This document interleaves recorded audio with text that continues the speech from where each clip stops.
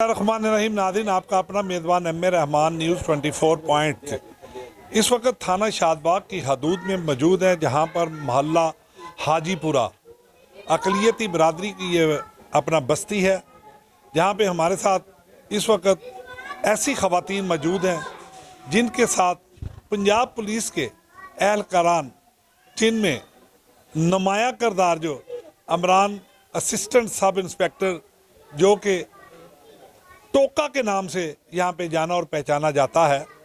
और नाज़रीन, आज इन्हीं की कहानी, इन्हीं की ज़बानी न्यूज़ 24 से आपको अभी सुनाते हैं। आया वाक़या क्या हुआ है, माजरा क्या हुआ है, पुलिस ने क्यों बेजा तशद्दुद किया। तो हमारे साथ इस वक्त मौजूद हैं वो शरीफ शहरी जो कि अक़लियती पाकिस्तानी हैं, जिनसे हम बात करते हैं। जी, क्या वाक़या क्या हुआ है, मसला क्या हुआ है, क्यों आई पुलिस आपके घर? सर जी, त्योहार वाले दिन हम सो रहे थे घर में, तो पता नहीं चला किस टाइम पुलिस आ गई है। आए हैं, आके ठुड्डे मारने लगे दरवाजे को, ऊपर से इंटे भी मारे, चपेड़े भी मारी हैं, मुझे इतना मारा इन्होंने। कहते जी शराब दे, मैं कहा शराब तो मैं बेचता नहीं, मैं कि दवाना नूं। पैसे भी मैं मेरे पास 10,000 पैसे भी, फिर मेरा जो परमिट है, ID कार्ड, वो भी इमरान टोका साहब ने फल लिया, जिन्हें हाजी इमरान टोका।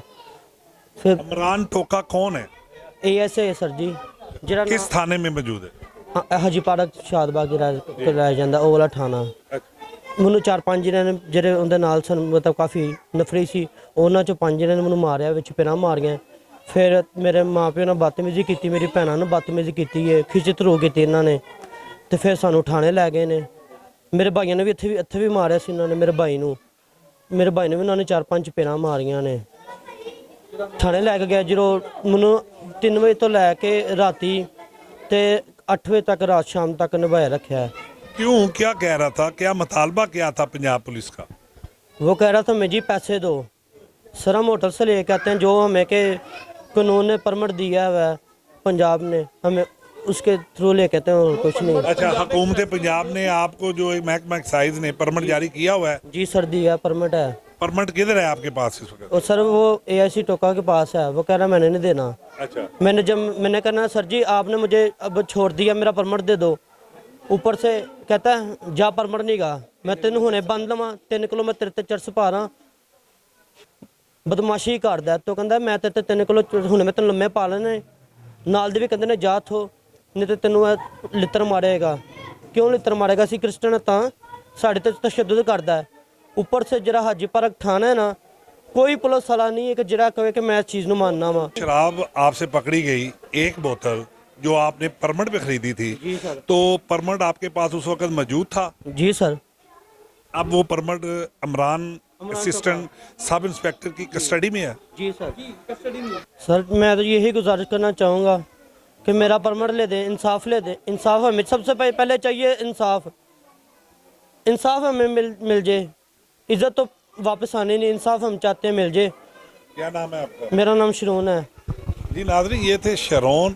आज इन्हीं बस्ती में एक और आम शहरी जो कि अक़लियती बरादरी से जिनका ताल्लुक है, उनसे बात करते हैं। इस वाक़े के बारे में ये कहूँगा कि देखो जी, हमें क्रिश्चियन बरादरी में हमें कोई रिलीफ चाहिए, हमारे परमिट है, हमें जब भी परमिट जेबी में होना, हमें बाहर जाकर पकड़ते हैं, मारते हैं। ये बाद में पूछते हैं कि यार ये क्यों, हम ये इस परमिट को नहीं मानते, किसने बनाया, कौन सी हुकूमत? हम बोलते हैं कि ये एक्साइज का है। कौन एक्साइज है? ये एक्साइज है, वो एक्साइज है। बाद में थाने जाओ, जेल में जाओ, ऐसे करो, हम ये करेंगे, वो करेंगे, वो नहीं मानते इस चीज़ को।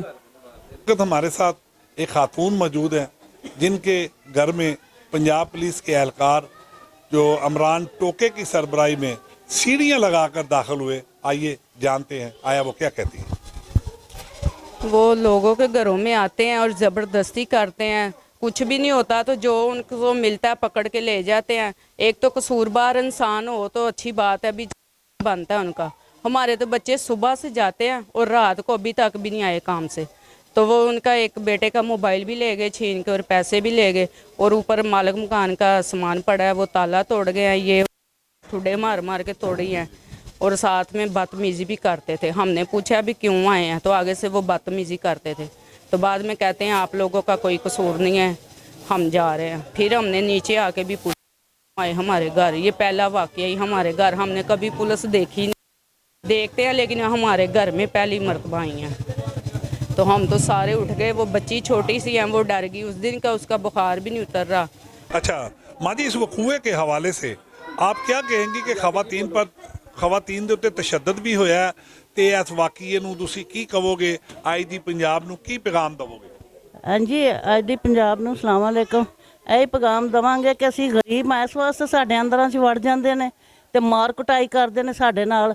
ਮੈਂ ਬੁੱਢੀ ਔਰਤ ਹਾਂ, 70-80 ਸਾਲ ਦੀ। ਮੈਂ ਹੱਥ ਜੋੜੇ ਨੇ, ਮੈਨੂੰ ਵੀ ਧੱਕੇ ਮਾਰੇ ਨੇ ਉਹਨਾਂ ਨੇ। ਫਿਰ ਵਿਚਾਰਿਆਂ ਦੀਆਂ ਜੇਬਾਂ 'ਚ ਜਿਹੜੇ ਪੈਸੇ ਸੀ ਉਹ ਵੀ ਕੱਢ ਕੇ ਲੈ ਗਏ। ਹਾਂਜੀ, ਇੱਕ ਮੋਬਾਈਲ ਸੀ ਉਹ ਵੀ ਲੈ ਗਿਆ ਖੋਹ ਕੇ ਸਾਡੇ ਗਰੀਬਾਂ ਕੋਲੋਂ। ਤੇ ਇਹਨਾਂ ਨੇ ਵੇਖੋ ਮਾਰ ਕੇ ਬੱਚਿਆਂ ਦਾ ਕੀ ਹਾਲ ਕੀਤਾ। ਸਾਰੇ ਭਰਾਵਾਂ ਨੂੰ, ਵਿੱਚੇ ਔਰਤਾਂ ਨੂੰ, ਮੇਰੀਆਂ ਧੀਆਂ ਨੂੰ, ਮੇਰੀਆਂ ਨੂੰਹਾਂ ਨੂੰ, ਮੈਨੂੰ, ਮੈਂ ਐਡੀ ਬਜ਼ੁਰਗ ਹਾਂ, ਮੈਨੂੰ ਨਹੀਂ ਮਾਫ ਕੀਤਾ। ਹਾਰਟ ਦੀ ਮਰੀਜ਼ ਹਾਂ, ਮੈਂ ਹਾਰਟ ਦੀ ਮਰੀਜ਼ ਹਾਂ ਜੀ। ਇਹਨਾਂ ਨੇ ਅੱਖਾਂ ਤੋਂ ਮੈਂ ਮਥਾਜ ਹਾਂ, ਇਹਨਾਂ ਨੇ ਮੈਨੂੰ ਵੀ ਧੱਕੇ ਮਾਰੇ ਨੇ। ਇਹਨਾਂ ਨੇ ਬਹੁਤ ਜ਼ੁਲਮ ਕੀਤਾ ਸਾਡੇ ਨਾਲ। ਸਾਨੂੰ ਇਨਸਾਫ ਦਿਓ। ਕਿਉਂ ਇਸ ਤਰ੍ਹਾਂ ਕਰਦੇ ਨੇ ਸਾਡੇ ਗਰੀਬਾਂ ਨਾਲ? ਇਸ ਤਰ੍ਹਾਂ ਨਹੀਂ ਹੋਣਾ ਚਾਹੀਦਾ ਕਿ ਅਸੀਂ ਗਰੀਬ ਐ, ਇਸ ਵਾਸਤੇ ਸਾਡੇ ਅੰਦਰਾਂ 'ਚ ਵੜ ਜਾਂਦੇ ਨੇ। इनका ये कहना है कि हुकूमत पंजाब और कानून नाफज करने वाले अदारे इस वाक़े का सख्ती से नोटिस लेते हुए इस वाक़े की पूरी जानकारी करते हुए और नाज़रीन इनके खिलाफ कानूनी और महकमाना कार्रवाई अमल में लाते हुए